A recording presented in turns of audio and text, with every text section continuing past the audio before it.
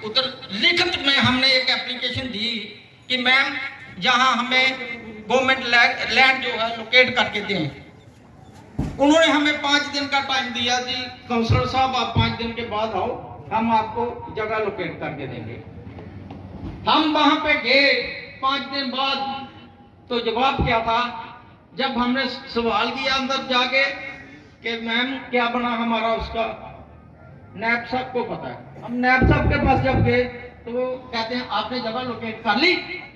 वो हमें कह रहे हैं honourable vice chairman, rail councillor, senior citizen doctor OP Saini ji, आए हुए बच्चे प्यारे नौजवान साथी परवीन सैनी जी और हमारे इस कस्बे के रहने वाले सभी को 77 इंडिपेंडेंट डे का हार्दिक शुभकामनाएं, बधाई। आज 15 अगस्त के उपलक्ष्य में हम जहां पर एकत्र हुए हैं, सभी को पता है कि हमारे देश को 15 अगस्त 1947 में आजादी हासिल हुई थी। तो आज मैं उन वीर सपूतों को नमन करता हूं जिन्होंने अपने देश के लिए कुर्बानी दी। हंसते हंसते फांसी चढ़ गए भगत सिंह, सहदेव, राजगुरु और कई क्रांतिवीरों ने अपना बलिदान दिया और भारत मां को गुलामी की जंजीरों से आजाद कराया। आज उन्हें सलूट करते हैं, सलाम करते हैं। इस अवसर पर हम हमारे सरहद पर बैठे हुए वीर जवान को भी, उनको भी जहां से मैं सलूट करता हूं, सलाम करता हूं, जो हम मेरे गांव के वजन सिटीजन, बच्चे और स्टाफ मेंबर्स,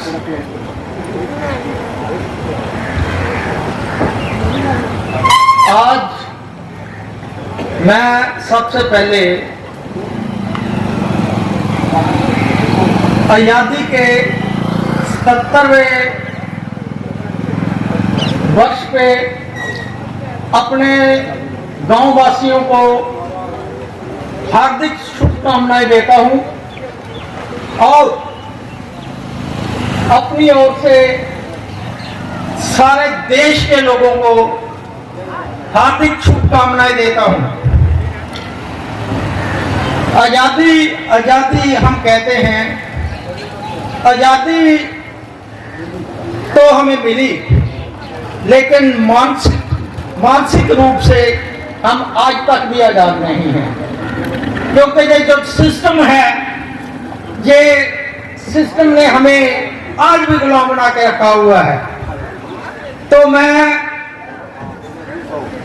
सिस्टम की ओर से, सिस्टम किसको कहते हैं हम, जैसे हमारे banks, revenue department, education department, ऐसे करके जितने भी डिपार्टमेंट्स हैं, इसको हम सिस्टम बोलते हैं, गवर्नमेंट सिस्टम। तो आज इस सिस्टम का जो हालत है, यहां मैंने मानसिकता की बात की, मानसिक रूप से हम गुलाम क्यों हैं, ये मैं कहना चाहूंगा कि आज इस दौर में 1 भी % सच बोलने का जरूरत नहीं रखता है। गलत को गलत कहने की जरूरत आज भी। हमारे साथी चेयरमैन साहब, वाइस चेयरमैन साहब और हमारे काउंसलर्स अपनी म्युनिसिपलिटी की तरफ से आप सबको बहुत बहुत मुबारकबाद देते हैं। आज का दिन हमारे शहीदों ने बड़ी मुश्किल से, बहुत मेहनतों से शहादत देके पाया है, लेकिन आज जो हम लोग हैं, इस देश की, उस आजादी की जितनी कदर होनी चाहिए नहीं कर रहे हैं।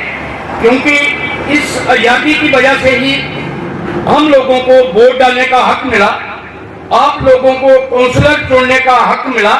लेकिन जो हम काउंसलर हैं, हमें अपनी पावर, अपनी ताकत, अपनी समझदारी, अपनी विजन का पता होना चाहिए। जो आप महसूस कर रहे होंगे कि बिल्कुल ऐसा नहीं हुआ है। आज गवर्नमेंट चाहती थी कि आपका विजन चाहिए कि आप अपने इलाके में किस प्रकार की डेवलपमेंट करवाना चाहते हैं, वो करवा सकते थे। लेकिन जहां हमारी म्युनिसिपैलिटी में वो विजन इस्तेमाल ही नहीं हुआ, कैसे होगा, कैसे किया।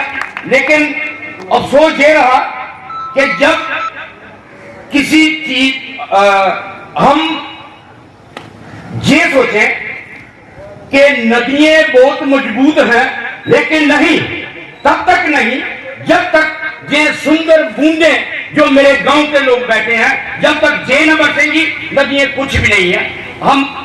हमने जो सिस्टम 5 साल चलाया, इसमें हमें जो बिजनरी लोग थे, बिना जीते हुए जो सियाने लोग थे, गांव के जो समझदार लोग थे, बिजनेसमैन थे, डॉक्टर्स थे, एजुकेशन से लोग थे, उनसे हमने सलाह लेनी थी। हम जो लोग जीते हुए हैं वो वाइस प्रेसिडेंट डॉक्टर श्यामलाल जी,